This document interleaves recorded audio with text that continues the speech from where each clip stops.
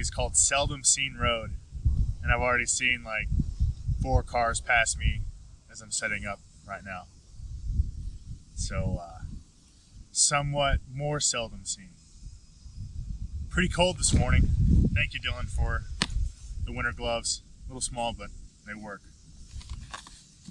Ridden about 60 miles. Still got 150 to go. So gotta get back to it and book it. Let's go. Let's ride.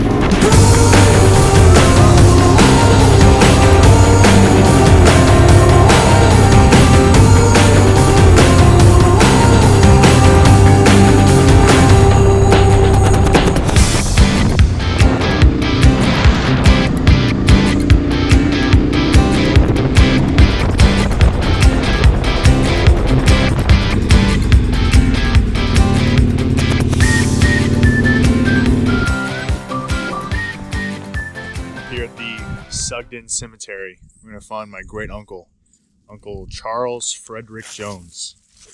He's a good man and taught me a lot. So I haven't been here since I was, 13, 14, something like that. Sugden, Oklahoma. It's going to take a little bit to find his gravesite, but I can probably get it. Found him. God bless you, Uncle June.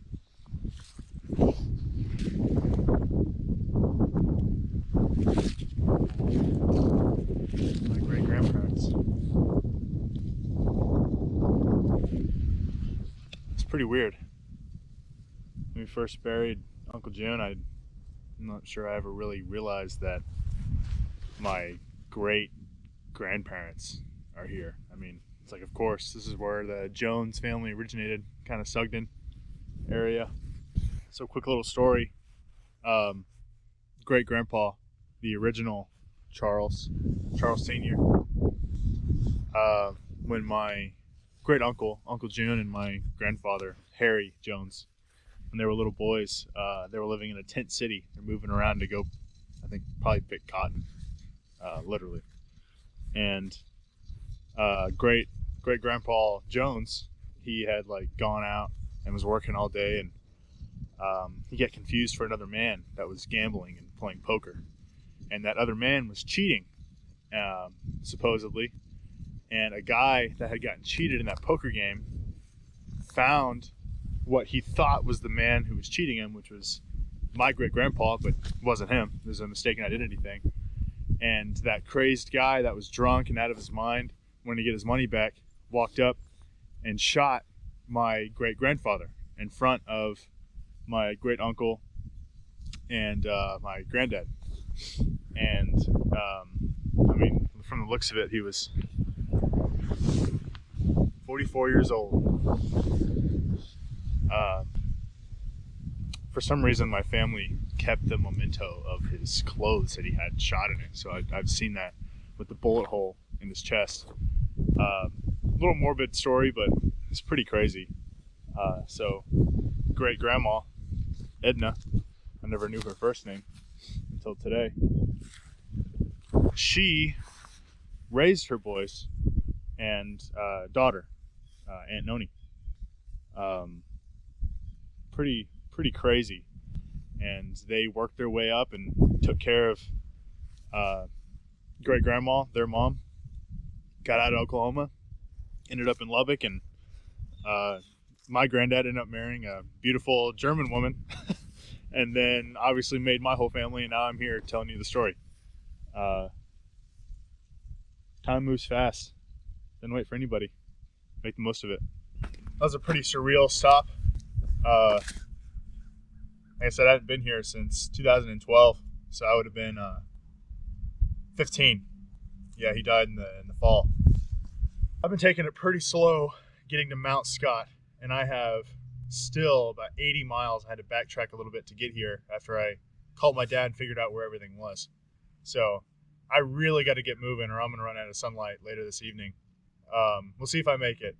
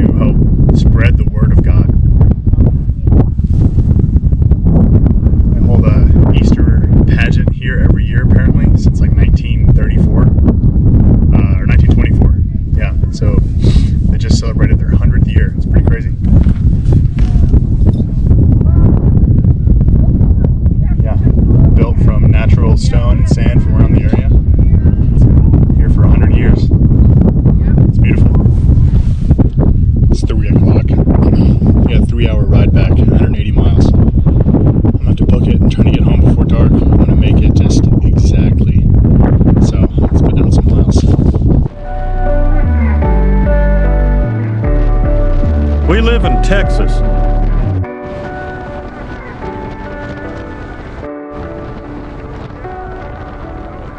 Whew. Holy smokes. I bit off a little bit more than I could chew. Oh, that was a lot of riding. Let's see. 427 miles. 427 freaking miles. And the last 150 of that, I can barely go over 70. This bike, fuel pump is shot, something like that. Holy crap. But I'm so glad I did that. Even a bad day on two wheels is better than any other day. Oh, wow. Just got cleaned up, but I didn't really record a whole lot in the last part of that ride besides screaming at the top of my lungs to try to get over the wind noise while it was attached to my helmet and just talking about what was going on. I got really close to running out of gas at one point, but I didn't record that either because I was kind of in real panic mode. The camera wasn't as important. But I made it at 6:30, right as the sun went down. And I'm so glad I made it when I did because God, it got cold. It got so cold immediately, especially the low spots where all that cold air just rushed to the bottom of those basins. It got freezing. But that was one hell of a ride.